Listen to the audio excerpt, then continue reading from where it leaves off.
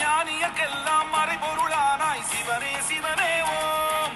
யோகியர்க்கெல்லாம் மெய்ப்பொருளானாய் சிவனே சிவனே ஓம். தூய பக்தருக்கு தொண்டு புரிவாய் சிவனே சிவனே ஓம். ஏழை அன்பருக்கு இறங்கி வருவாய் சிவனே சிவனே ஓம். ஓம் சாந்தி. 1/4/2025 காலை முரளி. ஓம் சாந்தி. பாப் தாதா மதுவனம். சாராம்சம். இனிய குழந்தைகளே, தந்தையே ஞானம் நிறைந்தவர், ஜனே ஜனன்ஹார், அதாவது ஒவ்வொருவரின் இதயத்திலும் இருப்பதை அறிந்தவர் என்று அவரை அழைப்பது அவரின் தவறான புகழ்ச்சியாகும். தந்தை உங்களை தூய்மையற்றவர்களில் இருந்து தூய்மையானவர்களாக மாற்றுவதற்கே வருகின்றார். கேள்வி: தந்தையின் புகழுடன் வேறு எவருக்கு அதிகளவு புகழ் இருக்கின்றது? அந்த புகழ் என்ன? பதில்: 1.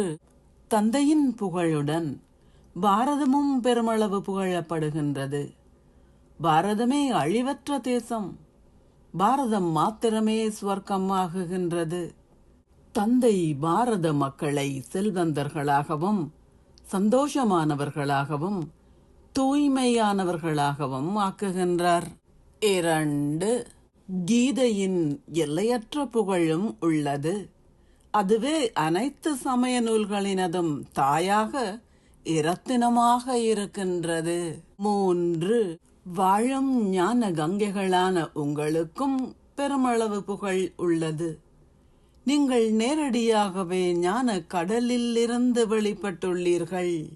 ஓம் சாந்தி. தாரணைக்கான சாராம்சம். 1. உயர்ந்த அந்தஸ்தை கோருவதற்கு ஸ்ரீமத்தை பின்பற்றுவதுடன் நல்ல பண்புகளையும் கிரகியுங்கள்.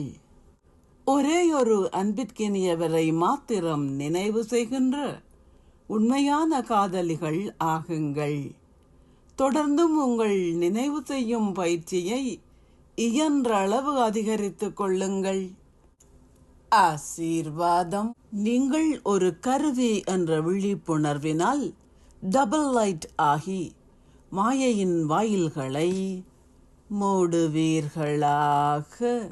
தங்களை கருவிகளாக கருதி சதா முன்னேறுபவர்கள் இயல்பாகவே இலேசான மற்றும் ஒளியான ஸ்திதியை அனுபவம் செய்கின்றார்கள். கரவன்கார் என்னை தூண்டுகின்றார், நான் ஒரு கருவி என்ற இந்த விழிப்புணர்வை கொண்டிருங்கள். நீங்கள் வெற்றியை அனுபவம் செய்வீர்கள். நான் என்ற உணர்வை கொண்டிருப்பதனில் மாயையின் வாயில்களை திறத்தல் என்று அர்த்தம்.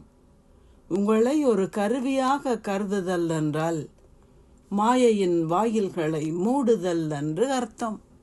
உங்களை ஒரு கருவியாக கருதுவதன் மூலம் நீங்கள் மாயையை வென்றவராகுவதுடன் இலேசாகவும் ஒளியாகவும் ஆகுகின்றீர்கள். இத்துடன் கூடவே நீங்கள் வெற்றியும் பெறுகின்றீர்கள். இந்த விழிப்புணர்வானது நீங்கள் முதலாம் இலக்கத்தை பெறுவதற்கு அடிப்படையாகுகின்றது. ஸ்லோகம். திரிகால தரிசியாக இருந்த வண்ணம் ஒவ்வொரு செயலையும் செய்யுங்கள், நீங்கள் இலகுவாக வெற்றி பெறுவீர்கள். அவ்யக்த சமிக்ஞை. ஒன்றிணைந்த ரூபத்தின் விழிப்புணர்வினால் சதா வெற்றி பெறுபவராக இருங்கள். சிவசக்தி என்பதன் அர்த்தம் தந்தையுடன் ஒன்றிணைந்திருப்பதேயாகும். தந்தையும் நானும் இருவரும் ஒன்றாக இருப்பதே சிவசக்தி எனப்படுகின்றது. இணைந்து இருப்பவர்களை எவராலும் பிரிக்க முடியாது. நீங்கள் ஒன்றிணைந்து இருப்பதற்கான உரிமை உங்களிடம் உள்ளது என்பதை நினைவில் வைத்திருங்கள்.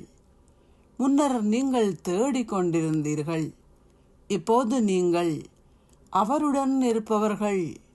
சதா இந்த போதையுடன் இருங்கள். ஓம் சாந்தி. நன்றிகள் பாபா.